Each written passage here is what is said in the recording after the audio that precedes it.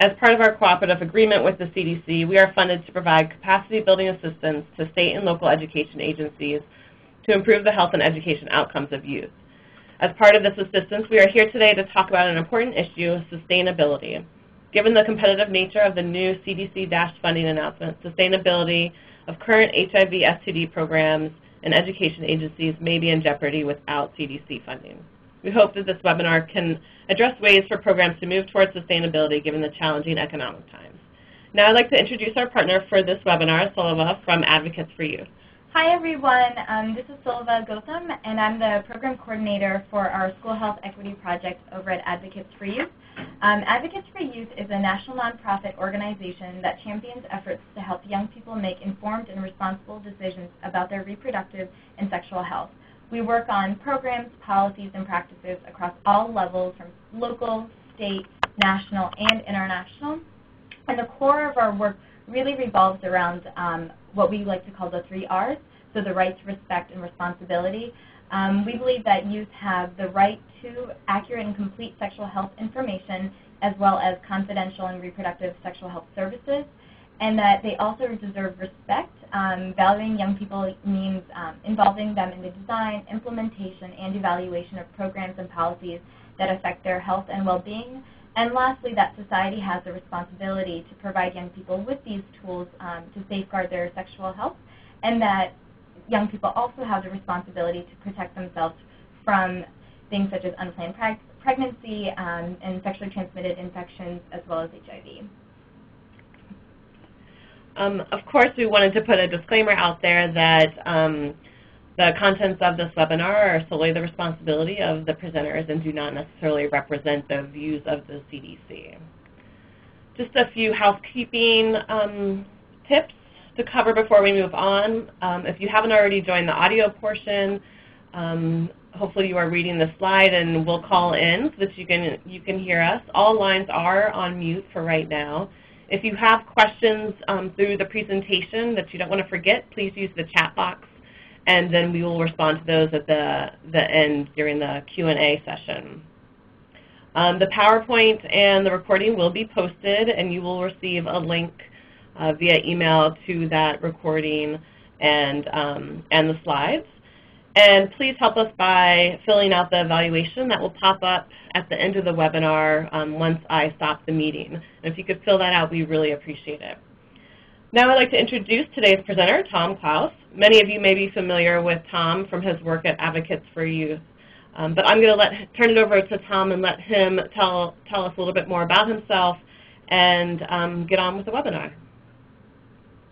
Thank you, Becky. Thank you, Sulava, and good afternoon to those of you in the lower 48, and good morning if anyone is joining us from Alaska. And I think somebody was supposed to join us from Alaska, so I hope they certainly made it. Well, my name is Tom Klaus, and I am really delighted to be with you today. For the last 7.5 years, I have been at Advocates for Youth as the Director of Sustainability and Capacity Building. Most recently, the work that I have been doing there has been related to the Tier 3 CDC project, in which we have been working with 10 different sites around the country to help them test a community-wide approach to teen pregnancy prevention. And the task that Advocates for Youth was given was to help the groups engage in effective community mobilization, and also to help those organizations to make their projects sustainable. So that's what's been occupying my time for the last 2.5 years, actually, at Advocates. Prior to that, I have spent an entire career in not-for-profit work, and I fully understand and appreciate the challenges of making the good work that a not-for-profit does sustainable. So just to clarify a couple of little things. First of all, our topic is sustainability, not in the sense, of course, of creating a sustainable environment, though that is also very important, but rather in the sense of being able to continue the good work that we are doing. Sustainability is more than money. And as Groucho Marx, that great American philosopher, reminded us, money is very important. He once wrote, while money can't buy happiness, it certainly lets you choose your own form of misery. And so we know that the money is important to making the work that we do sustainable, but that's not all that there is about it. And so we're going to explore several different ideas around sustainability today. Well, there are objectives for this webinar, and one of my promises to you is I'm going to do my very best not to read the slides to you. I think we have all been in PowerPoint presentations that we have just struggled through because the presenter does nothing but read the PowerPoints. I'm going to do my very best not to do that today. These are the webinar objectives. I hope that you'll take a quick look at those. And while you do, I just want to say that the overall objective that I'm aiming for in this webinar is to help you think, plan, and do with regard to the sustainability of your project over the next few months. There's an outstanding resource out there, and unfortunately I forgot to put it on the slides, although I will give you the title of it right now. It is Nonprofit Sustainability: Making Strategic Decisions for Financial Viability. It's written by Jean Bell, Jan Masaoka, and Steve Zimmerman, and published by Josie Bass. It's an excellent resource that came out in 2012, and I really like the opening quote of this book. It says, "For nonprofits, financial sustainability and programmatic sustainability cannot be separated. It's not enough to have a high-impact program if there's no effective strategy for sustaining the organization financially, and neither is it enough to be financially stable. We build our organizations for impact, not for financial stability." And that last sentence, that last phrase, "we build our organizations for impact, not for financial stability," is really key to thinking strategically about sustainability. Well, what do we mean when we're talking about sustainability? For the purpose of this webinar, we're thinking about sustainability of your project beyond the life of its original funding. Now, there is a formula of sorts that you see on the slide there. What this is basically trying to say is that sustainability is going to look very different in each of your settings. That it is virtually impossible to take a cookie-cutter approach to sustainability. What works in Alabama may not work in Michigan, and is not going to work in New York, and it's not going to work in Alaska. It has to be your goal, your track towards sustainability really needs to be an individual track that is tailored to the needs of your agency, the specific context in which your program sits within your agency and the communities that it serves. And it's very important to understand that we aren't going to be able to do a cookie-cutter approach to this. As a result, the planning framework for sustainability has to be pretty broad and multifaceted. One of the best sustainability planning frameworks out there is from the Finance Project, and in a toolkit that they created in 2003. In fact, you'll find it on the slides if you are interested in obtaining it. Basically, the Finance Project suggested there are 8 elements of sustainability. The first is a vision.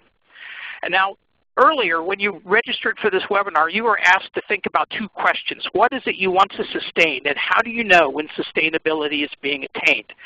Because you see, in answering those 2 questions, what you're effectively doing is identifying the vision for sustainability for your project. A second element that's important is that there's a results orientation for your project. That is, that you're focused on getting results that can be used to not only inform improvement, that's the CQI, continuous quality improvement, but also to provide a rationale for continuing support.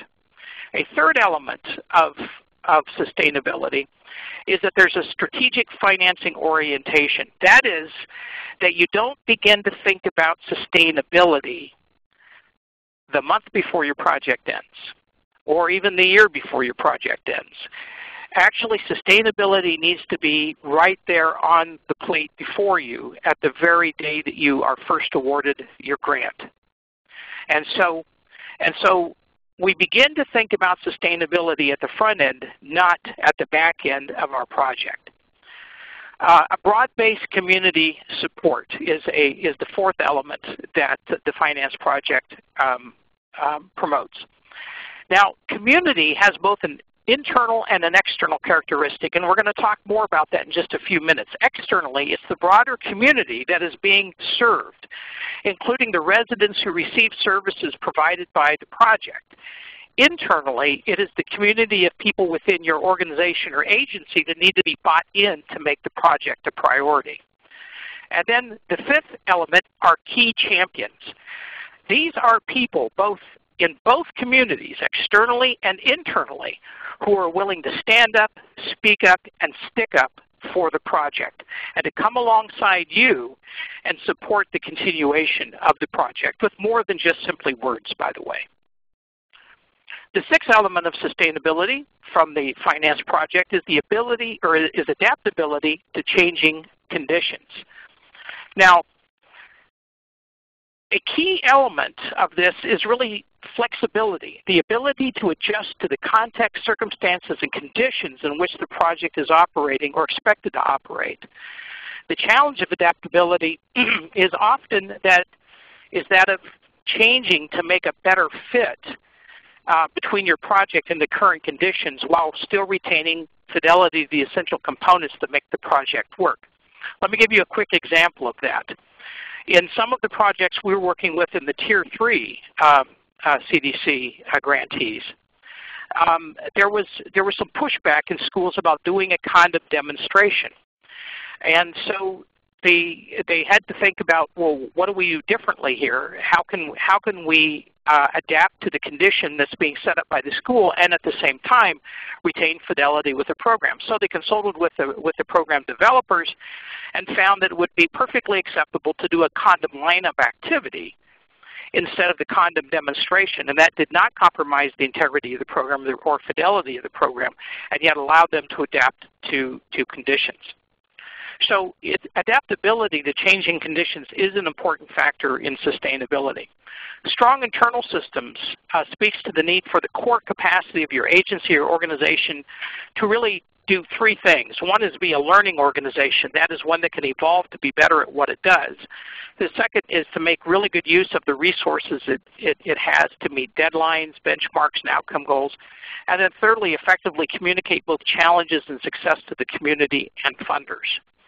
And then finally, the eighth element the finance project talks about is a clear and concisely written sustainability plan. Now, in my opinion, the sustainability plan needs to be only as detailed as necessary to be practicable in order to avoid the planning to plan to create a plan syndrome, which I'm sure that many of you are already familiar with. So, one thing we know about sustainability is that what is key to sustaining a project is the perception of value, even if the project is bad, I might add. Let me give you a couple of examples. One that I know that we're all familiar with because we're all scrambling to continue to do good work in difficult economic times is the concept of too big to fail. Now, what's intriguing about that is you'll remember the little financial meltdown we had in 2008. And the financial institutions were bailed out because they were too big to fail. Now, here's the question. Were they really too big to fail? The answer is it doesn't really matter because the perception of value was that they were too necessary, hence they were sustained by the taxpayers. Let me give you another example that's a little closer to home in terms of human services.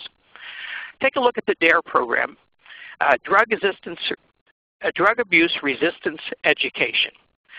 You will remember that there were evaluations that came out on DARE that were very critical of it. In fact, in 2001, Dr. David Satcher, who was then Surgeon General of the United States, categorized the DARE program as an ineffective primary prevention program. The U.S. General Accountability Office also concluded in 2003 that the program was sometimes counterproductive in some populations, with those who graduated from DARE later having higher than average rates of drug use. And then in 2007, the DARE program was placed on a list of programs that have the potential to cause harm in the Journal of the American Association of Psychological science.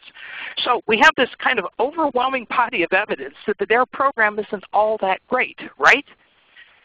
And yet the public perception of the DARE program is such, it is perceived to have such value that the DARE America website boasts that the program is maintained in, are you ready for this, 75% of school districts in the U.S. and in 43 countries. And please remember that federal funding was cut off to DARE several years ago. So the perception of value is extraordinarily powerful. How much better if the project that we are working on really contributes to the greater good? But that value still has to be created, and the value still has to be recognized as such. So how is the perception of value created? This is where understanding that the broader community that we're working with is comprised of both internal and external stakeholders is extraordinarily important. That value has to be perceived both internally and externally. Internally, your organization and other stakeholders and decision makers within your project. Now I'm going to see if I can make this fun little tool work here. I can't. Aha, there it is, right here. Internally, your organization and the decision makers within your organization really have to be bought into your project. And then externally, that's of course our folks out here in the outer circle, all right? These are the groups and the people within the community that's being served that have the ability to sway resources to you. You may access these through coalitions, individual contributors, other government agencies, and foundations. These all make up the external community, including in that, of course, are the people who are benefiting from the program that you're providing. It's also useful to think about levels of sustainability. Let me go back one slide for just a second here.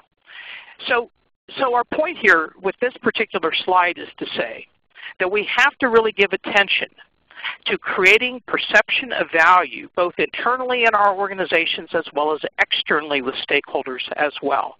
And if we fail to do one but we're successful at doing the other, there's no guarantee that it's going to be sustainable. We have to be able to do both. Levels of sustainability. I think it's useful for us to think about sustainability as really occurring at perhaps three different levels. One is embedded in the following one, so progressively. So we often think about enough funding, and that's oftentimes only as far as we go in terms of sustainability. As long as we have enough funding, then we're perfectly fine. That's level one sustainability. But in fact, that in itself is not going to be adequate to make something fully sustainable because, as we all know, funding can in fact disappear, right? So that's part of the challenge that we're up against right now is that you're on grants that are beginning to wind down and you're not exactly sure where the next funding is going to come from. The second level of sustainability is institutionalization, which is the adoption of the project into multiple delivery systems of various organizations and agencies in the service area so that you are, in a sense, sharing the cost of the project and you are embedding it within those organizations so that their own resources can begin to pick those up and continue them whether or not you have funding or not. And then the third level is simply culture change, and that is where the work of the project becomes the norm, what I call the that's just what we do here idea in the community. And again, the best example of that is of a pretty terrible program, the DARE program, that there has been a culture change in so many of these communities that has really allowed them to continue that program even when funding has gone away. Well, let's talk a little bit about how do you get to each of those levels of sustainability. Let's begin with getting to level one sustainability, getting enough funding. While getting enough funding or getting enough money is a big part of sustainability, it is certainly not everything, but we do have to recognize this as a very significant part. In today's webinar, we have lots of local, county, and government organizations represented on the call. In fact, by a margin at last count of more than 2 to 1. And so the sustainability challenge for you, if you are coming from a local county or state government organization or agency, the sustainability challenge for you may be complicated by two factors. First, you need to give more attention to creating support for your project internally. Many times that is the case within government systems, and the reason is actually linked to the second factor that I'm going to get to in a second. But it's very important for you to make sure that you have a solid base of support from your supervisors, your department, your divisions, as far up the ladder as you can possibly go, because these folks are going to be instrumental in allowing you, helping you to raise more money. The second factor, related to the first, is that the range of external fundraising activities available to you as part of government, due to the policies, laws, etc., that may be in place in your state or in your county or in your community, may be limited. Therefore, it is important for you to become familiar quickly with the limits of that range, so if you don't already know what it is. For example, you already know, in most cases, you have limits on how you interact with the legislature or county board or other policymakers within your area. But do you know for sure if you can approach a foundation that's in the community, an external foundation for funding? Do you know what the other ranges of possibility are for you in terms of interaction with the external community? These are important things for you to parse out, because they're going to determine what strategies, especially around fundraising, that you can implement. Now, having said that, whether you're in a CBO or whether you're in a government agency, there are no easy shortcuts to raising more money. It's a lot of work, it takes a lot of time, and it's hard work. And you'll see listed in front of you there are just a number of different possibilities for how you can begin to raise funds if you haven't already. And my guess is that if you're in a CBO or you're in an agency that allows you to reach externally to other funding sources, you've already begun doing a number of these things. And in fact, when we get to the Q&A section later, I hope that you'll share with us some of the things that you're doing and doing successfully. Getting to level 2 sustainability. Institutionalization. Now, institutionalization is the process of embedding a program or project within partner agencies, organizations, school systems, etc., in such a way that their ownership of the program ensures its sustainability. 3 words here: inculcate, collaborate, and disseminate. Merriam-Webster Dictionary says to inculcate is to teach someone an attitude, idea, or habit by instruction. So what this means is that we need to train the stakeholders and implementation partners that we're working with to effectively implement the program.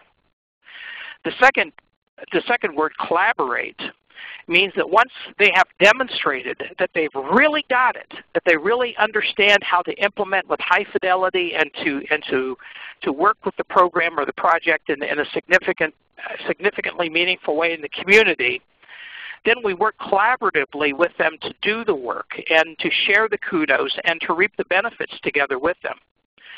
The third, disseminate. Now that you've established a trusting relationship through collaboration and through implementation, and you see that these partners are implementing with high fidelity and that they have really bought into the program or the project, it begins important that you give it away to them, that you let them have it. You trust them with it to deeply embed it into their work and the organizational structure, because you see, this then becomes key to achieving level 2 sustainability, which is about culture change or normalization. My friend Mike Wagner, I'll get his name out there eventually, a creativity consultant from my home state of Iowa, has told me more than once that creativity flows from giving away your ideas. In that way, he says, you make more space for the new ones that are just aching to come out. I think it's really hard for those of us that have been intimately involved in creating a new program or implementing a new program to really feel comfortable giving it away. It can be really, really tough. We're not sure what's going to happen to it.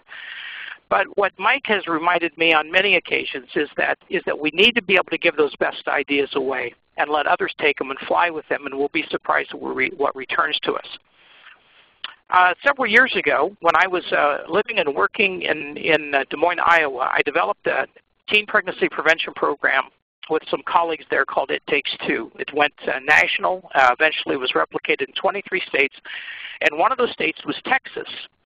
And about 2 years ago, I was working in Austin, Texas, and I met some folks from El Paso, which was one of the cities that we had a very wide dissemination of the program. And in just the process of getting to know folks, I asked one of the people that was participating in the workshop, so where are you from? What do you do? And she said, I'm from El Paso. And you know, I work with this really great teen pregnancy prevention program called It Takes Two. And of course, she immediately got my attention, and I listened very carefully. I asked all about the program. And it was fascinating to me because in her feeding back to me what she was doing with the program, I realized that almost 20 years later, the program was still going on, at least in one corner of that community. And it was being implemented with pretty high fidelity as well. But if I hadn't felt comfortable giving that program away, giving that program to the folks in El Paso, 20 years later, I never would have seen that kind of result. So in order to get to the culture change, however, we do have to work internally to convince our key leaders in the organization agency to give support to the continuation of the program no matter what. And externally, we need to work with our implementation partners to make sure that they can fully own the program, that they have integrated it into the heart and soul of their organizations, and then give it away to them to manage, sustain, grow, and normalize into the community. In terms of next steps, because we want to get to some Q&A and some comments here from you, what I would like to suggest as next steps for you in terms of the sustainability challenge before you is that, first of all, hold a sustainability conversation with your colleagues, focusing on two questions. Now, maybe you've already done this in preparation for this webinar, but if you haven't, I wouldn't be terribly surprised either. But now is a time that would be a good time for you to have these conversations, and it needs to focus on these two questions. What are you trying to sustain? And then secondly, how will you know, or what will be the indicators that sustainability is being attained? These two questions, as I said earlier, go right back to the sustainability vision that you have for your project. And unless you take the time to answer these two questions, it's going to be very difficult for you to build a case either with a funder externally or with supporters internally of your organization that this program really needs to continue or go forward. The challenge is for us is that when we think about how will we know, what are we trying to sustain, and how will we know that the sustainability is being attained? One of the challenges for us is that we have to be very, very reasonable in answering those questions. It is probably not likely that you're going to get the same amount of money or more money to continue your program in the future after July 1. If you do, great. Send out a shout out, shoot rockets in the air. We'll all celebrate with you. But the reality is that you're probably not going to get that same amount of money. In fact, you may get significantly less or end up with none whatsoever. And so the question is how do you know that you're able to sustain this work even without resources? So it's important to become very, very pragmatic, and to try to think in terms of what can we possibly do to sustain this program or to keep this program going forward even without money. I know it's really tough to come up with benchmarks or indicators that sustainability is being attained under those conditions, but it's really important for you to try to do that. And then any money you get to support the program, because you've done this worst case scenario planning, any money you get to sustain the program then is really icing on the cake. If you're focused on level 1, getting enough funding, then some practical steps that I would suggest to you on that is, one is create an all-inclusive budget and a bare bones budget. So I'm asking you to create 2 budgets here. One is your kind of ideal, your wish list budget. If all things being equal, you know, you could move forward exactly as you are. What would that budget look like? And the second one is an absolute bare bones budget. What is the bare minimum that you need to provide some level of support for the project to go forward? I know that you're all very experienced at doing that kind of budgeting already, but I just want to remind you that this is an important thing to do even when you're thinking about sustainability. Identify the funding strategies that are available to you within your agency. And so whether you're in a CBO or in a government agency, it's important for you to be talking with your supervisor and your leadership to identify what are the possible funding strategies that you could use. A third thing I would suggest is research some funding opportunities, and I put 2 or 3 on the slide here for you, and hope that you'll check those out. Then build the case and prepare to make the ask. You know, this could take many different forms. It might be writing a proposal. It could be simply reaching out to build a relationship with a funder that you've not worked with before. But build the case for the ask, and let it take whatever form it needs to take, whether it's talking points or a full-blown proposal or a concept paper, whatever that is. And then finally, be prepared to make the ask and make it as often as you possibly can with as many different folks as you can. Next steps in terms of level 2 sustainability, institutionalization. It's important to assess the level of integration of your project or your program into each of your implementation partner settings.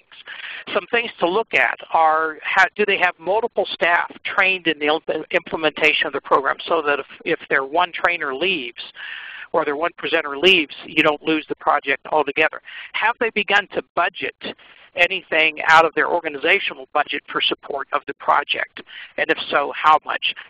What's the strength of the organizations, the larger organizations' acceptance of the implementation of the program or project?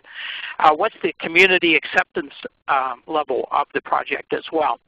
It's also important to discuss the option of the organization or agency that is implementing the program of fully picking up the program and sponsoring it. So among the implementers with strong integration, it's important to have that conversation with them. Can you possibly pick this up and continue this project?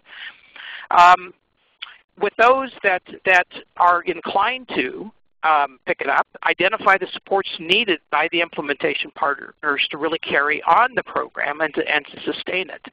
And then finally, identify ways that you can provide any or all technical assistance and support that they might need to support that partner, particularly in the remaining months of funding that you have, so that they can continue it on their own. The third level, culture change, is not something that is very easy to attain, at least in the broader community.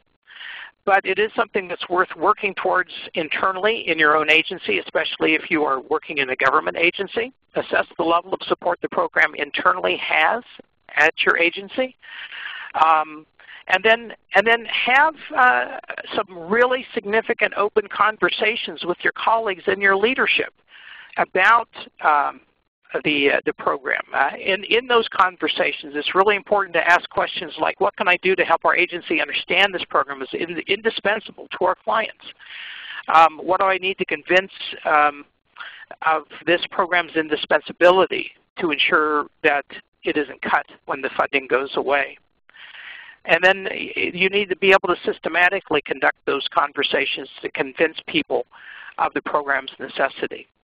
Externally, which I don't have much on the slide about this, but I want to give you a wonderful tip about externally facilitating those conversations around culture change. There's a great resource written by Paul Bourne, who is a founder and president of the Tamarack Institute in Canada. It's called Community Conversations, Mobilizing the Ideas, Skills, and Passion of Community Organizations, Governments, Businesses, and People. I got to meet Paul a couple of weeks ago at a meeting in Cincinnati and sit in on a small workshop with him. And I was just so completely impressed by what I was hearing him say. But the thing that really echoed in my mind is he said, I have raised over $100 million, and I've never asked for money. Now, if you'll pardon the shameless self-promotion here, if you go to my blog at www.nonprofitgp.com, I've written about how he has attained that, and you might be interested in checking that out. And then the sustainability plan. I want to suggest there's several key components to it. One is the sustainability vision that we've been talking about, and that includes what are you trying to sustain as well as the benchmarks. Collaboration strategy. Who do you need to work with to achieve sustainability? And I'm talking about a written plan here, all right? The leadership strategy. Who will take the lead? What roles and responsibilities will each partner have? How will decisions be made? You'll need a communication strategy. What do you need to communicate about your project? To whom? How? And when? An institutionalization strategy. What implementation partners are already thinking and doing institutionalization? How do you help others move that direction, and how do you support institutionalization?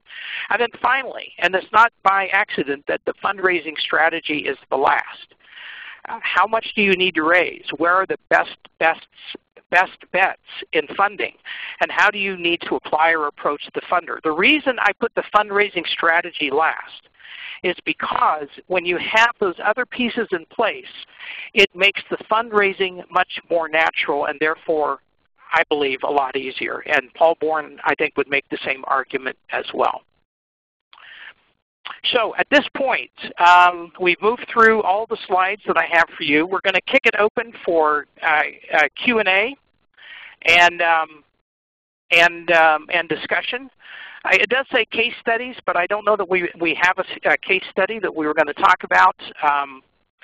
But we will take some questions, comments, and if time allows, I'd like for us to think a little bit and discuss together that big question that I posed earlier. How will you know?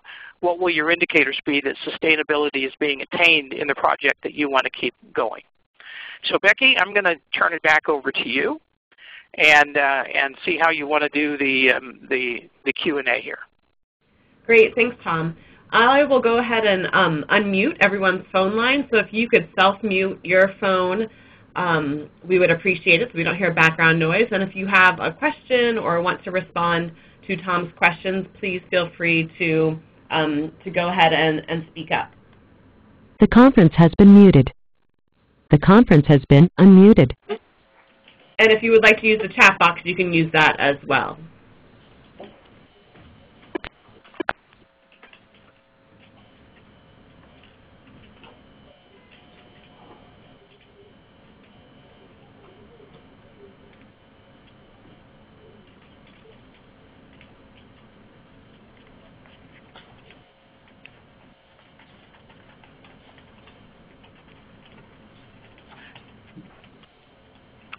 Well, it's pretty quiet out there. So what I would like to go ahead and do, but please, if there's questions that you have or comments that you want to make as we go, that would be perfectly fine. But perhaps we can start things off by revisiting the questions. What is it you're trying to sustain, and how will you know that sustainability is being attained? If anyone's been thinking about those questions, I'd really love to hear what conclusions you're arriving at relative to your project.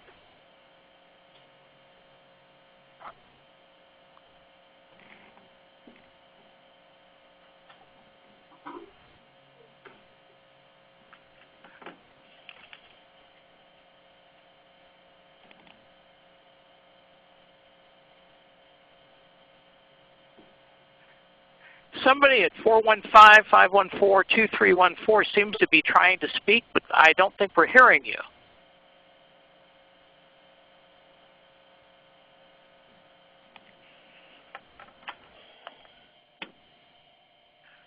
Or maybe the phone is just unmuted. This is Becky. Don't forget to unmute your actual phone if you have that phone, the button pressed on your phone if you'd like to ask a question.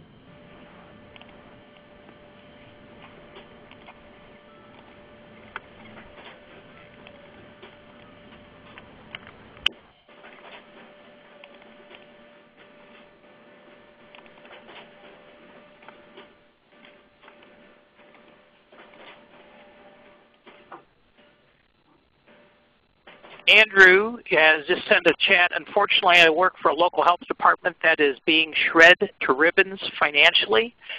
We're going to lose or outsource many of our STD services. Andrew, can you tell us about where you're outsourcing those?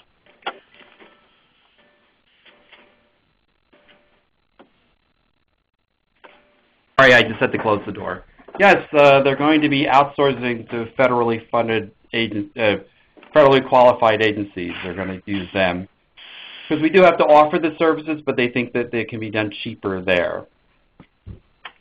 And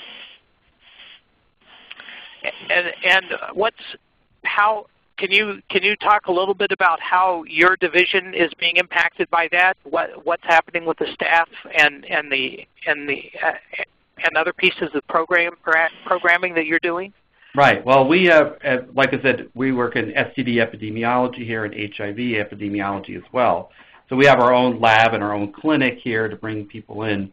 And when we outsource it, we feel we're going to lose, like, really control over that part of the mitigation, getting people tested and treated in a timely manner, because we won't know what will happen when they go to all these places. So we're going to lose some of the control. And we're going to start. They're going to redistribute staff into other things that are considered more, for lack of a better word, more mandatory, that have things that have to be done or things that people are consider more politically correct to deal with, kind of thing. STD has always been like the dirty little secret that we have to deal with, but nobody wants to talk about.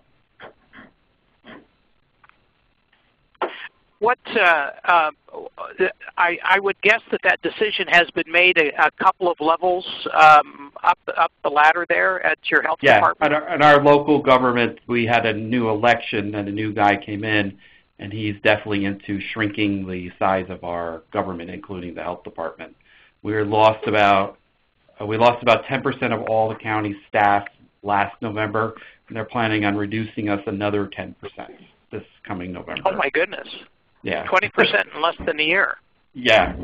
So they want to get us out of doing direct clinical care and just have us go out to providers and educate providers, which I've been doing this for nearly 25 years, and we've always done that anyway. But I just feel like I just think that we have a better pulse on looking at things in a primary prevention way instead of just preventing it with the patient in front of you.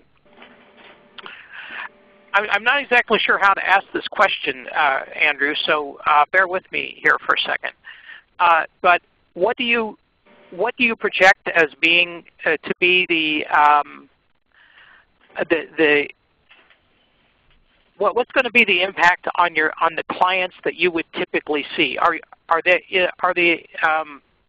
FQs going to get the same clients, or are there going to be clients that aren't going to have access because it's no longer a local health department? I think that the clients are going to go to these federally qualified agencies. I think they are going to get them, and we're going to try to steer them that way. But as you may well know, in the STD biz, one of the reasons why we have like a health department clinic is people are embarrassed about it or don't want to seek a doctor where they feel it's going to be reported. They want to have it under the table. And I have a feeling that may eventually cause increase in STD. And if that does, maybe they'll go back to a model of having it internally, but currently not. So like I said, I really enjoyed your talk, but I feel from my perspective, I'm a little where I'm at. I'm like in middle management, and I don't have a lot of influence over the finance of what's going on. I'm sort of told this is what you're going to do, just make it work, kind of thing. That is certainly a challenge working in any organization, but it's a major challenge when you're working in a government agency, right. Most definitely. I'm just wondering if others of you would be willing to speak to whether or not you're expecting a very similar kind of situation that Andrew just described here. In other words, in one sense, the option of sustainability has been removed from Andrew's plate. Is anybody else feeling like they're in that situation?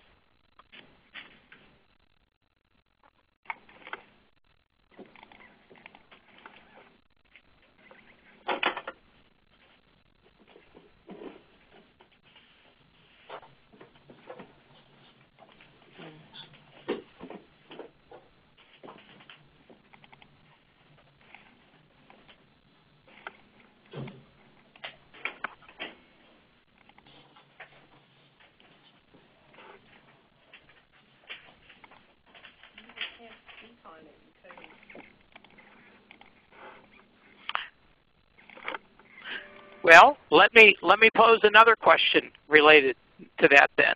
You heard Andrew's situation about the challenges of being middle management. I'm wondering actually two different questions here. What strategies have you found yourself, if you are in middle management, that have been effective in swaying decisions of upper management? And secondly, if you wish to go this direction instead, what funding strategies have you found to be successful?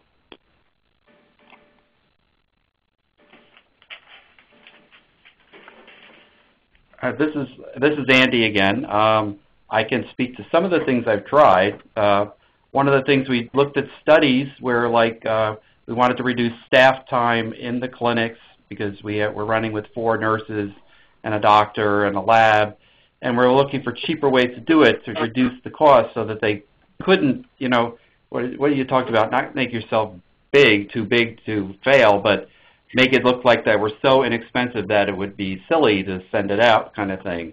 So we found that we looked at studies where self-screening, where patients could take their own samples, the worried well that come in, and only do those people with symptoms or were men who have sex with men, that kind of thing. Really hone in and try to cheapen things up, and we were able to do that. But I just feel like I think the money and the funds and the people even beyond the health department are looking at things in a different way. And despite all my efforts, it sort of sustained it for a while, but I think we reached a dead end finally. Well, certainly one of the things that might come into play in that situation or other folks' situation is the reality of shifting political agendas as well. And so we know that even when the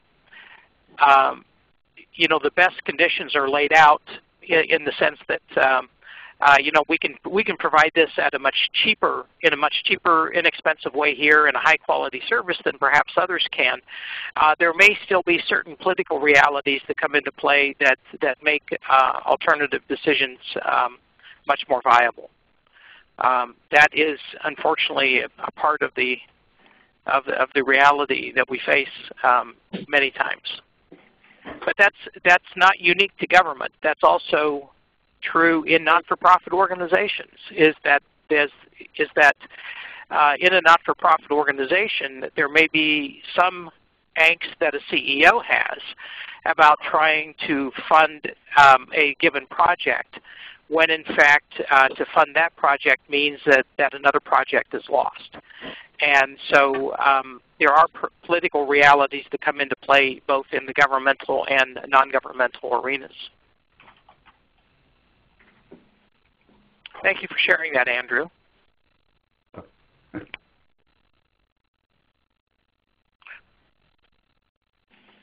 Well, folks, it's pretty quiet out there, and that's okay.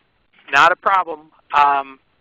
I think I will probably kick it over to Becky and Sulliva and let them The conference bring it has on been home muted. here. Thanks, Tom.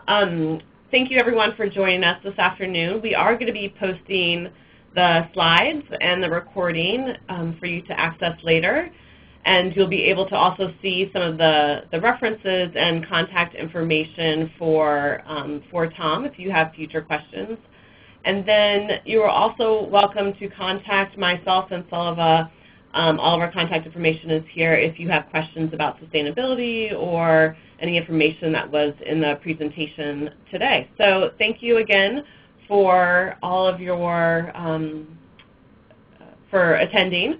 And we hope that this was helpful, and have a great day. And don't forget to take the evaluation. Thank you. Thank you. Thank you. Please stand by.